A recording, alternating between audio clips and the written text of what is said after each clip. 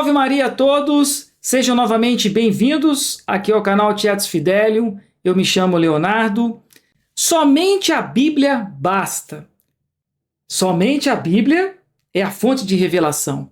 Não tem essa de querer buscar aí por meio da tradição, por meio da tradição da Igreja Católica, para querer seguir outra fonte de revelação a não ser a Bíblia. Temos que seguir somente a Bíblia. Quantas e quantas vezes ouvimos esse tipo de argumento? Ultimamente tem crescido e muito ali no canal, já vi muitos comentários, muitos ataques nesse sentido. Então é sempre bom trazer esse tema novamente e conversar um pouco mais. Tem um vídeo que nós já fizemos aqui no canal, para aparecer para vocês aí em cima, para que vocês possam assistir se não assistiu, onde nós já comentamos algo acerca disso. Mas é sempre bom trazer esse tema novamente e conversar um pouco mais. Por que dizem isso, né? Pegam algumas passagens bíblicas ali para tentar endossar essa argumentação. Mas será que isso realmente tem fundamento? Será que os católicos estão errados? Vamos dar uma analisada. Eles pegam muito essa parte aqui, ó, de 2 Timóteo, capítulo 3, versículos 16 a 17. Toda a escritura é inspirada por Deus e útil para ensinar, refutar, corrigir, educar na justiça, a fim de que o homem de Deus seja perfeito, qualificado para qualquer boa obra. Pegam muito esse trecho bíblico, principalmente no que diz respeito ali na questão de útil, né, para dizer que a Bíblia basta, que só a Bíblia é necessária e que pegar outras fontes de revelação para entender a fé não é certo. O fato de ser útil não quer dizer que não precisamos de outra fonte. Por exemplo, a água, ela é útil, necessária para a nossa vida, mas não basta só a água. A gente precisa se alimentar também de coisas sólidas, de outras coisas para que a gente possa sobreviver. Somente de água não basta. O mesmo a gente vê por ali. O fato de dizer que é útil não está dizendo que não precisa de algo a mais. O fato de ser útil não quer dizer que não se deve buscar outro meio também de revelação. Não é isso que está dizendo ali, de forma clara. Então eles pegam muito esse trecho para querer endossar dessa forma. Mas o fato de ser útil não quer dizer que não possa buscar outros meios de revelação também, como a Igreja Católica busca, né? Um outro trecho também da Bíblia que eles buscam para poder endossar é Apocalipse 22, versículos de 18 a 19. Eu atesto a todo que ouvir as palavras proféticas deste livro, se alguém lhes fizer qualquer acréscimo, Deus lhes acrescentará as pragas escritas nesse livro.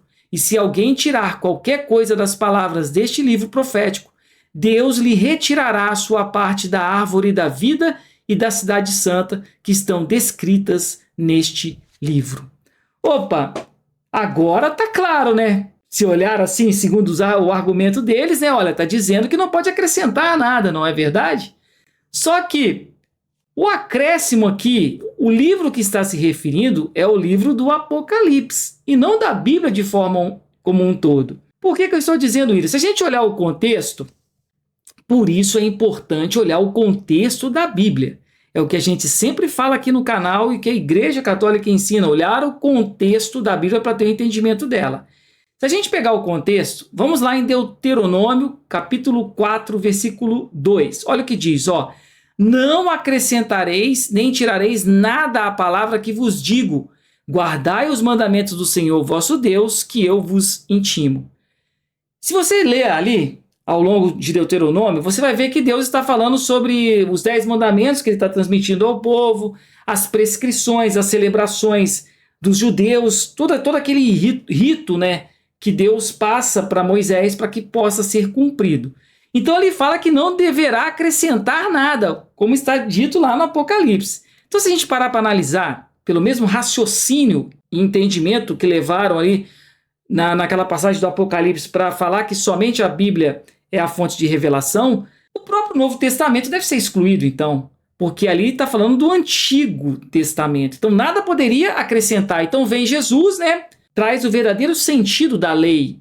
E muitas coisas que eram feitas anteriormente pela lei judaica, não se faz mais. Então o Novo Testamento está errado. Não é canônico, não é verdade? Se você for partir por esse princípio de argumentação. Mas a gente sabe que não é assim, né? A questão da tradição dos apóstolos, a gente encontra na Bíblia. Agora eu te pergunto, Aonde está escrito que deve seguir somente a Bíblia de forma clara, sem interpretações na própria Sagrada Escrituras? Aonde está? Agora, com relação à tradição dos apóstolos, a gente encontra vários pontos de evidência. Vamos navegar aqui nas Sagradas Escrituras, ó. 2 Tessalonicenses, capítulo 2, versículo 15. Olha, permanecei, pois, constantes, irmãos, e conservai as tradições que aprendestes, ou por nossas palavras, ou por nossa carta. Olha o que Paulo está dizendo, ó. Por nossas palavras ou por nossa carta, ou seja, por escrito, né? Os pergaminhos, as cartas de Paulo, as Sagradas Escrituras, ou por nossas palavras, de forma oral, pela vivência, a tradição. Conservai as tradições. Olha como Paulo diz ali em Tessalonicenses. Vamos pegar outro trecho agora, 2 João, capítulo 1, versículo 12. Embora eu tivesse muitas coisas a escrever-vos, não quis fazê-lo por papel e tinta, porque espero ir ter convosco e falar-vos de viva voz, para que a nossa alegria seja perfeita. Outro trecho bem claro, né? Não quis fazê-lo por papel e tinta, mas de viva voz. Ali o contato, a vivência, a tradição. Mais um agora, ó. Terceira carta de João, capítulo 1, versículo 14. Porque espero ver-te, era em breve, e falaremos de viva voz. A paz seja contigo. Os amigos saúdam-te, tu saúda também os amigos, cada um em particular. Falaremos em viva voz, e não por escrito. Então é muito evidente e claro que a gente encontra acerca da tradição. A tradição escrita, né, que é os pergaminhos, podemos dizer, tudo que é escrito, as Sagradas Escrituras, e de forma oral também, a tradição, aquilo que é passado ali de vivência durante séculos. Agora, volta a perguntar, aonde está escrito na Bíblia que devemos seguir somente o que está escrito nas Sagradas Escrituras? A própria Bíblia nos ensina que se fosse escrever tudo o que foi feito, tudo que Jesus fez, não caberia nos livros, né? Quer dizer, muitas coisas são passadas ali no convívio durante séculos, nas tradições. Então, querer usar essa argumentação para impor de que sola a Escritura, né? Que isso partiu de Lutero, do protestantismo, somente as Escrituras e não a tradição, né? E aí atacam, atacam e atacam. Muitas vezes pegam também para querer atacar a questão da tradição, aquela passagem em Marcos, capítulo 7, né?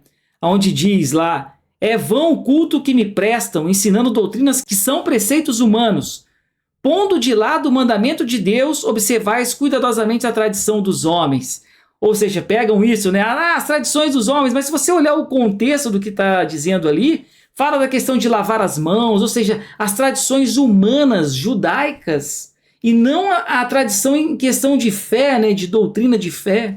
Paulo também combateu muito essas tradições judaicas, essas tradições humanas. Aí sim, isso foi abolido ali, né, quando Jesus veio com a nova aliança, mas aí também às vezes pegam isso para querer empurrar para as pessoas acreditarem, né? Se a gente parar para pensar, durante séculos a Sagrada Escritura ela ficou sob a custódia da Igreja Católica. Quem organizou os pergaminhos ali, os escritos sagrados, dizendo esse aqui é canônico, esse aqui não é, foi a Igreja Católica. Lutero veio lá em 1517, no século XVI, começou a contestar o que a Igreja fazia, muitas coisas ele começou a contestar, e aí veio o protestantismo e depois começaram a excluir alguns livros ali que a Igreja ditou como sagrado.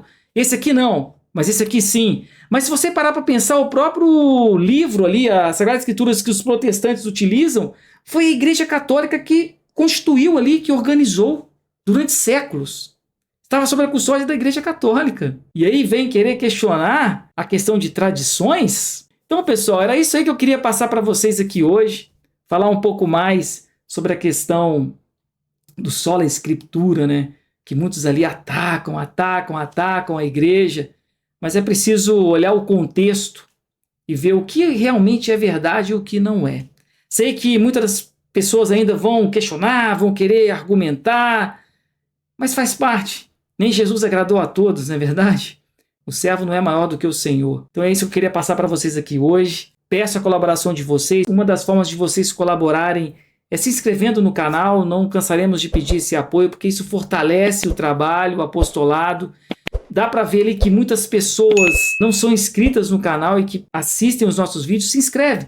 Se inscreve no canal, porque isso fortalece, isso faz com que ganhe um engajamento e esse conteúdo chegue para muito mais pessoas. O intuito é sempre esse, Deus sabe disso, né? Então, contamos com a ajuda de vocês aí e esperamos estar ajudando. Fiquem com Deus, salve Maria e até a próxima.